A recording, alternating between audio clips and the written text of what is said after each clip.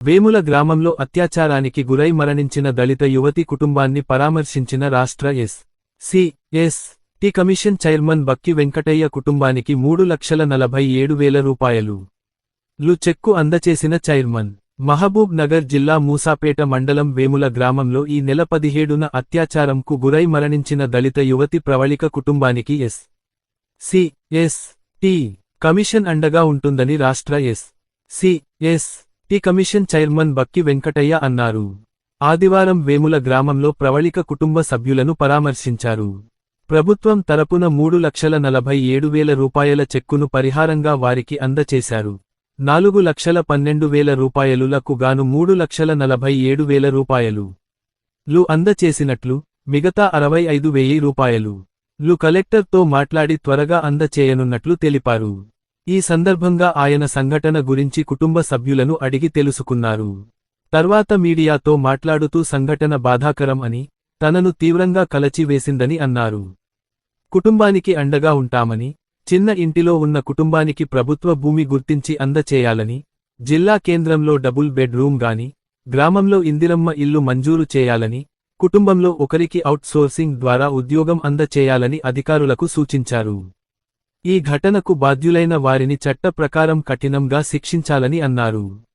మరియు బి అతిథి గృహంలో జిల్లా కలెక్టర్ విజయేందిరబోయి, పి జానకి ఆయనకు పుదగుచ్చం ఇచ్చి స్వాగతం పలికారు. పోలీస్ గౌరవ వందనం స్వీకరించారు.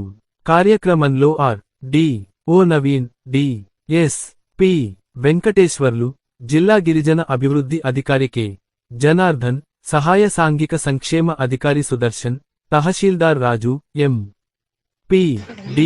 ఉ కృష్ణయ్య తదితరులు ఉన్నారు. అయితే అబ్బాయి వాళ్ళ అమ్మకు ఇద్దరు, అంటే వాళ్ళ నాన్నకు ఇద్దరు కూడా అత్త చెల్లెలు.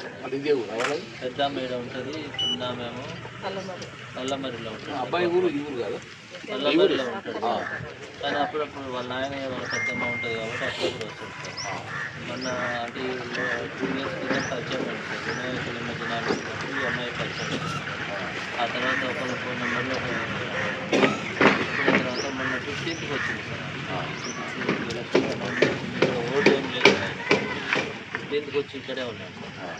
ఉన్న తర్వాత ఇక అంటే కార్డు చెప్పిన దాని ప్రకారం సార్ ఈ ఫస్ట్ టైం కలుసుకున్నాం సార్. బ్లీడింగ్ రాగానే అమ్మాయి చిన్న పడిపోగానే నేను భారత్ అనే అమ్మాయికి ఫస్ట్ ఈ అమ్మాయితో పాటు భారత్ సార్ ఈ అమ్మాయి ఫస్ట్ ఈ అమ్మాయికి చెప్తున్నారు సార్. ఈ అమ్మాయి మొత్తం చెప్పండి.